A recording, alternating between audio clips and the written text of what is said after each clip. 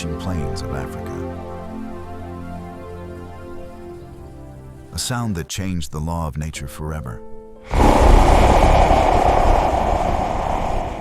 This sound didn't belong to a great predator. It was the sound of a creature that had finally refused the slavery of walking hunched over. He lifted his neck, stood upright, and looked at a horizon that no eye had ever reached before. This was the birth of Homo Erectus, an ancestor who didn't just learn to survive, but learned to rule the world. But this path wasn't easy. Every morning brought a new test. Imagine you are part of a tribe where hunger is your greatest enemy. The forests have dried up. Danger is everywhere. Erectus wasn't a big hunter yet. He was a scavenger. He stole the kills left behind by others. The vultures circling in the sky were a signal for them. Where there are vultures, there is death. And where there is death, there is food. The tribe would move stealthily toward where leopards or hyenas were already tearing at flesh. Then, the war between brain and fear would begin. Erectus had a stone in his hand. For the first time, he conquered fear with his mind. Charging at those ferocious animals with loud screams, this was a new experience. The predators would run away, and the tribe would take over the meat. But meat alone didn't fill their bellies. The real strength lay in the bone marrow hidden inside the bones. No other animal could get it out. But Erectus had his first friend, that sharp stone. He broke the bones and extracted the nutritious food that gave his brain lightning-fast speed. But in the scorching midday sun, when lions and cheetahs would sleep from exhaustion, Erectus's real superpower emerged: his sweat. Because of sweat, he could walk for hours in the sun. He would tire out the prey so much that it would eventually collapse on its own. However, the game changed after sunset. Night meant literal death. Without fire, every moment of rest was a moment of terror.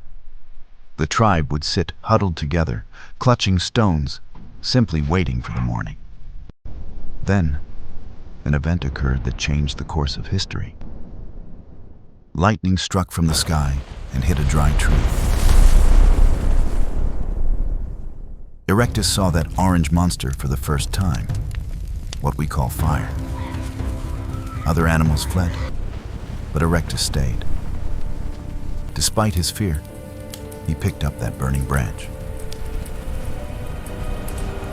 He understood that this glowing thing could bring both death and life. This fire changed everything. Now, nights were no longer terrifying. Fire burned outside the cave, and predators didn't dare come near. One day, a piece of meat accidentally fell into the fire. When it was pulled out and eaten, it was soft and delicious. Cooked meat shrank their digestive systems, and all that energy began going to the brain. This made our ancestors intelligent.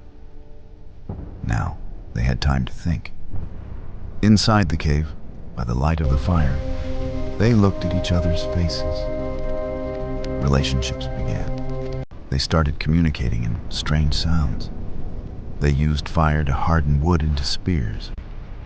Now, they had the power to strike from a distance. Millions of years passed. Africa was becoming too small. The weather was changing. Water sources were drying up. Then, Erectus made a decision no other species had ever made: to keep moving. Without any map, they set out. This migration lasted thousands of years. Every year, only a few kilometers. They reached the path of the Red Sea, where Asia and Africa meet today. They saw the salty water of the sea for the first time. But they didn't stop. They were the first creatures to say goodbye to their homeland. As they moved forward, the sun grew dimmer, and the cold increased. Passing through Saudi Arabia and Iran, they reached colder regions. To survive the cold, they learned to wrap the skins of dead animals around their bodies. This was humanity's first clothing. In the forests of Asia, they made tools out of bamboo. Erectus proved that he could adapt himself according to the circumstances. In this long journey, many companions were lost. For the first time, they felt grief. They began burying their dead companions under stones so that animals wouldn't eat them. This was the faint beginning of the first funeral rites. Human emotions had awakened within them. They reached China, whom we call Peking Man today, and went as far as Indonesia, known as Java Man.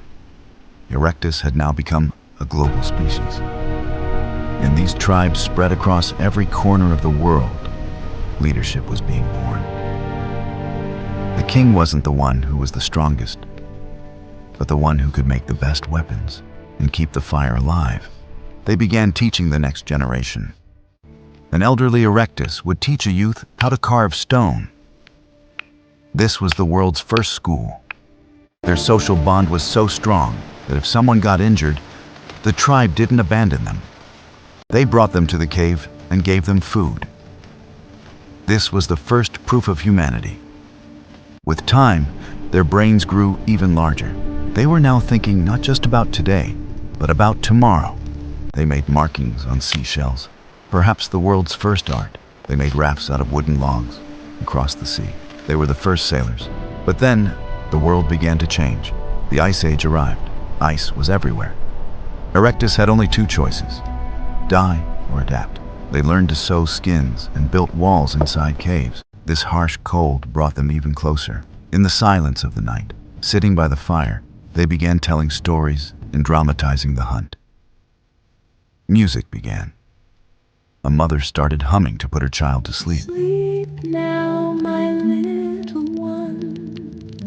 The fire is warm and hush now, sleep now, safe in the fire's glow. After ruling for millions of years, a change was occurring within them. In Europe, they were becoming Neanderthals, and in Africa, Homo Sapiens, which means us. Erectus weren't disappearing, they were evolving. That last Erectus sitting in the jungles of Indonesia was perhaps trying to keep his fire alive by blowing on it. That fire eventually went out, but from its ashes came a spark that built today's megacities and the internet. Today, when you stand in front of a mirror and look at your straight back, remember, this structure isn't yours, it's theirs. If 2 million years ago they hadn't insisted on standing up, today you wouldn't be capable of holding a mobile phone. Every part of our DNA is indebted to them. They are our common grandfathers who gave us stone and we made smartphones. They gave us fire and we made rocket engines. Erectus taught us that change is life and exploring the world is the true purpose. Every success of ours today is the story of that same ancient journey that started from the scorching plains of Africa and has reached the stars.